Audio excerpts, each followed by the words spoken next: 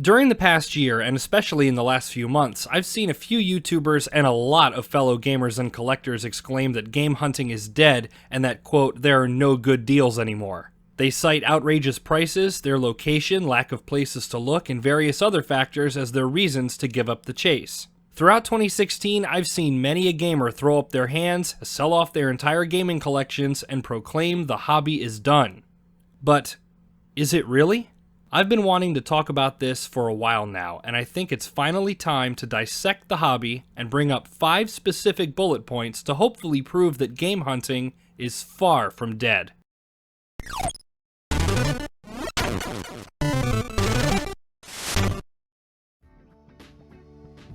Number 1. Great deals are subjective. I think one of the best examples explaining the reasoning of many of the people who are quitting game hunting lies in an old episode of Flea Market Madness by Pat the NES Punk. You see, there's a moment in episode 10 where Pat's talking about Frank, who's awesome by the way, and he says something along the lines of, if Frank finds just one CD, he considers it a good swap meet day. Me, I'd need to find a Rob prototype to be happy. Now, obviously he was exaggerating this statement, but the core of it describes perfectly something that game hunters need to take to heart. What's considered a bargain to one person isn't considered a bargain to another. Game hunting is 100% subjective. For instance, just recently I picked up a stack of various games from a pawn shop. I spent only $23, but the overall total value was well over $100. That, to me, is a definite deal. However, to some people, they may want that same stack for $10 or even less to call it a bargain. Personally, if I find a game that I actually want and it's worth $5 and someone is selling it for $5, I'll grab it. I consider that a deal. People who follow game hunters on YouTube need to take something into consideration as well. As cool as it is to watch Pat or Billy and Jay or Clint come across something amazing and marvel at the prices, at the end of the day, what should be considered a bargain is ultimately up to you and you alone. Don't judge the quality of your finds to other gamers. It's not a competition. It's your wallet. Not ours, not theirs. If you find a game you want at a price you're comfortable with, then guess what? You found a good deal. Number 2. Bubbles shift as well as burst.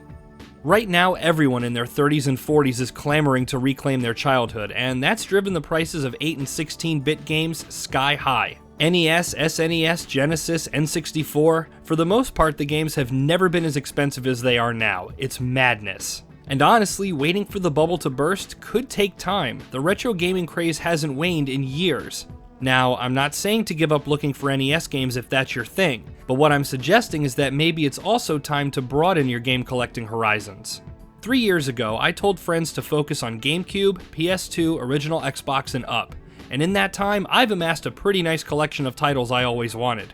And now, 3 years later, the people who are nostalgic for that console generation are driving up the prices of their games.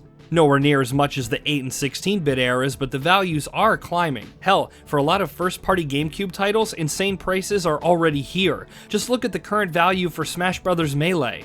My advice is this. Keep moving in new directions. Again, you can still focus on collecting for the consoles you love, but at least acknowledge that, while waiting for your favorite system's market bubble to burst or shrink, you may have to look towards alternatives in the meantime. Number 3. There is no shortage of places to hunt. I have been trying to pound this into everyone's head from the very beginning of my finds videos. If you've already taken my first 2 points into account, meaning you've already tried different console libraries, and you've already decided what constitutes a deal for you, and you're still not finding anything, then the problem is with the places where you're looking. Now, I've heard people say, I look and I can't find anything. Okay, listen, I live in the second smallest state in the country. There is some tough competition here and a finite list of places to check. Some of the local online gaming groups here consist of 4,000 or more people. That's just in one county in my home state. And yet, with all of these hurdles, I still manage to come across deals every single week. How do I do it? Simple. I don't quit. I try new places. I go during different hours and multiple days of the week. With game hunting, you have to be vigilant. It's not a job with a set schedule. You have to take risks and think outside the box. If the places you frequent are running dry, Move on to new locations. Check Craigslist listings. Check your local buy, sell, and trade groups on Facebook. Try using the Let Go or OfferUp apps. As dated as it sounds, check your newspaper classifieds. Look for yard, garage, and estate sales. If all you're doing is going to the same locations over and over at the same times and you're not expanding your search, then of course the hunt will seem dead to you. But trust me, it's not. The avenues for buying up games are limitless.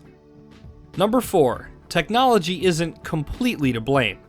Ah yes, the theory that smartphones and apps have ruined game hunting.